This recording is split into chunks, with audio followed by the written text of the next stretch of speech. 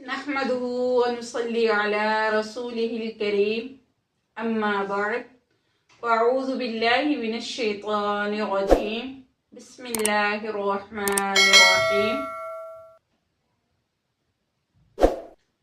क़ुल या इबादियल्लज़ीना अस्रफ़ू अला अन्फ़ुसिहिम ला तक़नतू मिन रहमतिल्लाह व मन यग़फ़िरुज़्ज़ुनूब जमीअन इन्नहु हुवल गफ़ूरुर रहीम। सदक़ल्लाहुल अज़ीम। मोहतरम नाज़रीन, अल्लाह रब्बुल इज़्ज़त कुरान पाक में फरमाते हैं, ऐ मेरे बंदो, जिन्होंने ज़्यादतियाँ की हैं अपनी जानों पर, अला अनफुसिहिम, अपनी जानों पर। ज़्यादतियाँ कैसे की? गुनाह कर करके। ला तक़नतू मिन रहमतिल्लाह, वो मेरी रहमत से नाउमीद ना हो। वो मन यग़फ़िरुज़्ज़ुनूब जमीअन, कौन है जो सबके सब गुनाहों को माफ़ कर दे। इन्नहु हुवल गफ़ूरुर रहीम, बेशक वही ज़ात अल्लाह है जो गुनाहों को माफ़ करने वाला और रहम करने वाला है। इस आयत मुबारका के अंदर अल्लाह रब्बुल इज़्ज़त का अपनी मखलूक से मोहब्बत, अपनी मखलूक पे रहमत बरस रही है। अल्लाह ने ये नहीं कहा कि ऐ मेरे गुनाहगार बंदो, अल्लाह ने कहा कुल या इबादियल्लज़ीना अस्रफ़ू अला अनफुसिहिम, ऐ मेरे बंदो। जैसे माँ बड़े लाड और मोहब्बत से कहती है, ऐ मेरे बेटे, ऐ मेरे बच्चे। तो अल्लाह रब्बुल इज़्ज़त बड़े प्यार और मोहब्बत के साथ कह रहे हैं, या इबादियल्लज़ीना अस्रफ़ू अला अनफुसिहिम ला तक़नतू मिन रहमतिल्लाह, कि जिन्होंने गुनाह कर करके अपनी जानों पे इतना जुल्म कर दिया कि अपनी रूह को थका दिया, वो परेशान ना हो, वो अल्लाह की रहमत से ना उम्मीद ना हो, क्योंकि अल्लाह ताला उनके गुनाहों को मुआफ करने वाला है। तुम एक दफा सिद्के दिल से गुनाहों की माफी मांग के तो देखो, वो तुम्हारे तमाम गुनाहों को मुआफ कर देगा। बनी इसराइल का एक वाकया है कि बनी इसराइल में एक आदमी बहुत गुनाहगार था। गुनाह कर करके, यानी हर किस्म का गुनाह उसके अंदर पाया जाता था। शराब पीना, जिना करना, झूठ बोलना, धोखाधड़ी करना, हर किस्म का गुनाह उसके अंदर पाया जाता था। और वो फिर जब उम्र उसकी जिंदगी का आखिर होने लगा तो वो बीमार हो गया, इतना बीमार हो गया कि बिल्कुल लागिर हो गया। बच्चों ने, घर वालों ने उससे नफरत के इजहार, बेजारी के इजहार शुरू कर दिया। और एक दिन ऐसा आया कि उन सब ने उसे जंगल के अंदर जाके फेंक दिया। उधर वो अपने बुतों को पुकार रहा था, बेकरारी के आलम में। कोई उसका पुरसाने हाल ना था, कोई उसकी फरियाद सुनने वाला ना था। और अपने बुतों को पुकार रहा था, या सनम या सनम, ए बुत, उनके बुतों का नाम था ना। और वो बोल रहा था, या सनम या सनम। तो बगैर सोचे समझे, यानी दिल से उसने या समद नहीं कहा, उसकी जुबान बस फिसल गई और उसकी जुबान से ये अल्फाज हुआ, या समद। और समद किसका नाम है? अल्लाह का। कुल हुवल्लाहु अहद अल्लाहु समद लम यलिद वलम यूलद वलम यकुल लहू कुफुवन अहद। जब उसके मुंह से निकला या समद, तो अल्लाह की रहमत ठाठे मारती हुई उसके ऊपर बरसी, और ऐसा बरसी कि अपने कलीमुल्लाह मूसा अलैहिस्सलाम पे वही नाजिल कर दी और कहा, ए मूसा, जंगल में मेरा एक बंदा पड़ा हुआ है, मेरा दोस्त है, जाओ अपनी उम्मत में जाके ऐलान कर दो कि जो उसका नमाज़े जनाजा पढ़ेगा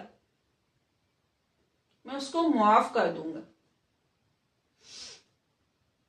हज़रत मूसा अलैहिस्सलाम अपनी कौम के पास गए और अपनी कौम को जाके ऐलान किया कि ऐ लोगों, جنگل کے اندر فلاں شخص جو ہے مرا ہوا پڑا ہے اور اللہ نے اعلان کیا ہے جو اس کا نماز جنازہ پڑھے گا میں اس کے تمام گناہوں کو معاف کر دوں گا۔ اب تمام لوگ باغے باغے جنگل کی طرف جاتے ہیں، دیکھتے ہیں وہی گناہ گار شخص جس کو وہ شراب پیتے ہوئے دیکھتے تھے، جس کو وہ گانا گاتے دیکھتے تھے، جس کو وہ جوا کھیلتے دیکھتے تھے، ہر قسم کا گناہ کرتے ہوئے دیکھتے تھے، وہی گناہ گار شخص ادھر پڑا ہوا ہے۔ لوگوں نے حضرت موسیٰ علیہ السلام سے کہا، اے موسیٰ، آپ نے تو کہا ہے کہ اللہ تعالیٰ کہہ رہے ہیں جو اس کا نماز جنازہ پڑھے گا میں اس کے گناہوں کو معاف کر دوں گا، یہ تو بہت گناہ گار آدمی ہے۔ موسیٰ علیہ السلام بھی پریشان ہوئے۔ موسیٰ علیہ السلام نے پھر اللہ تعالیٰ سے ہم کلامی کی اور اللہ تعالیٰ سے جو ہے اظہار کیا اپنے خیالات کا اور اپنی قوم کے لوگوں کے خیالات کا اظہار کیا۔ تو اللہ نے فرمایا، اے موسیٰ، تو بھی سچا ہے، یہ لوگ بھی سچے ہیں، اور یہ جو میرا دوست ہے یہ بھی سچا ہے۔ اس نے بے قراری کے عالم میں جب اس کے منہ سے نکلا یا صنم یا صمد، اس نے مجھے دل سے نہیں پکارا، اس نے اس کی زبان لڑکھڑائی اور اس کے منہ سے نکل گیا یا صنم کہنے کی بجائے یا صمد، تو میری رحمت اس کے گناہوں پہ غالب آ گئی اور اس نے صرف اپنے لیے بخشش مانگی اگر یہ اور لوگوں کے لیے بھی بخشش کی دعا مانگتا تو قیامت تک جتنے بھی لوگ آتے ان سب کے گناہوں کو میں معاف کر دیتا۔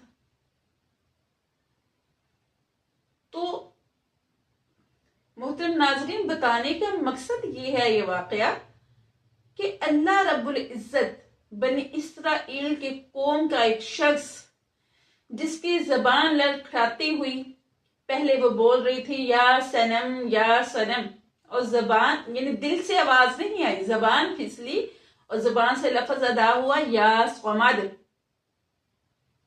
تو اللہ نے اس کے تمام گناہ معاف کر دیے اور اعلان کر دیا کہ جو اس کا نماز جنازہ پڑھے گا میں اس کے تمام گناہوں کو معاف کر کے اسے جنت میں بھیج دوں گا۔ تو ذرا سوچئے کہ ہم امت محمدیہ میں سے ہیں، الحمدللہ الحمدللہ الحمدللہ، اپنے اللہ کے لاڈلے حبیب حضرت محمد صلی اللہ علیہ وسلم کی امت میں سے ہیں، جو کہ اللہ تعالیٰ کی بہت ہی پیاری امت ہے۔ ہمارے پیارے حبیب حضرت محمد صلی اللہ علیہ وسلم جب اس دنیا سے رخصت ہو رہے تھے تو اللہ نے ان سے وعدہ لیا تھا کہ اے پیارے حبیب حضرت محمد صلی اللہ علیہ وسلم، آپ کی امت کو ہم تنہا نہیں چھوڑیں گے۔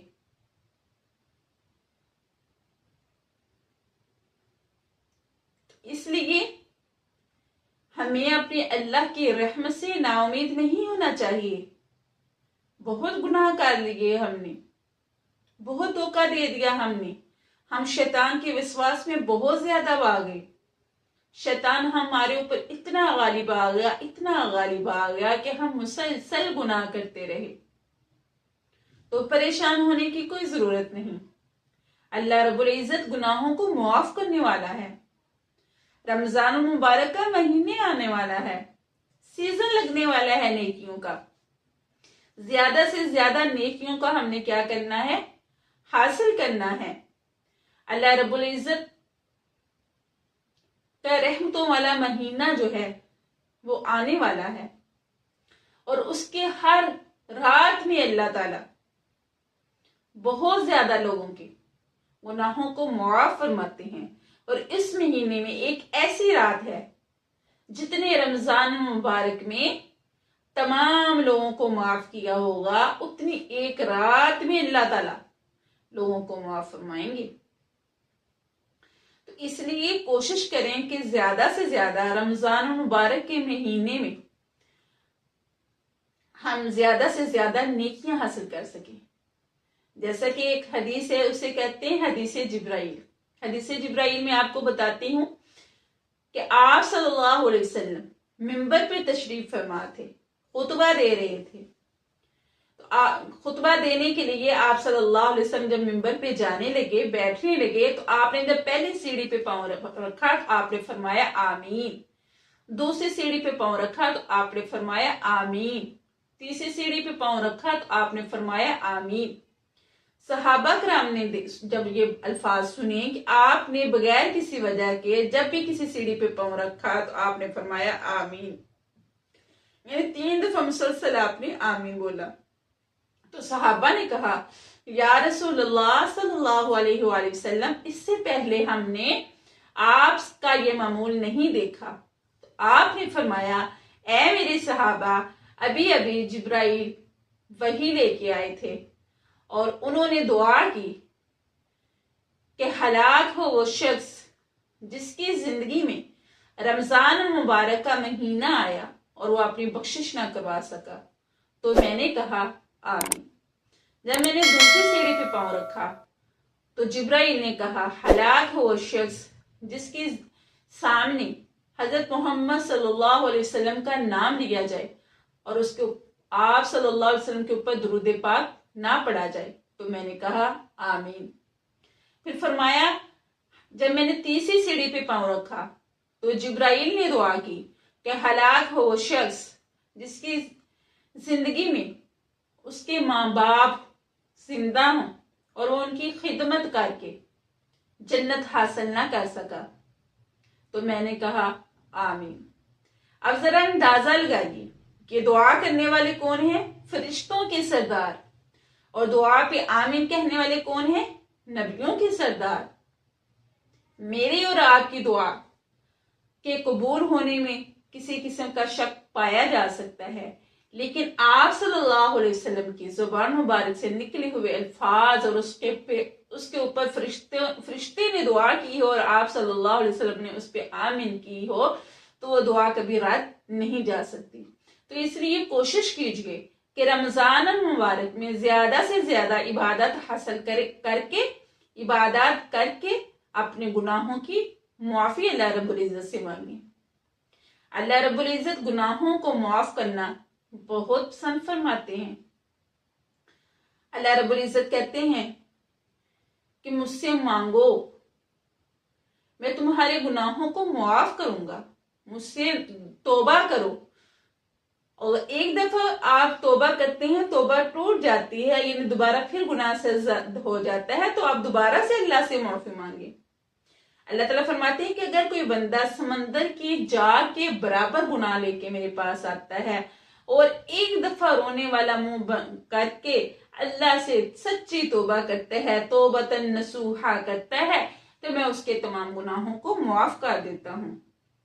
تو اللہ رب العزت سے دعا ہے کہ اللہ تعالیٰ مجھے بھی اور آپ کو بھی صحیح معنوں میں توبۃ نصوحا کرنے کی توفیق عطا فرمائے اور رمضان المبارک میں زیادہ سے زیادہ عبادت الا البلاغ المبین.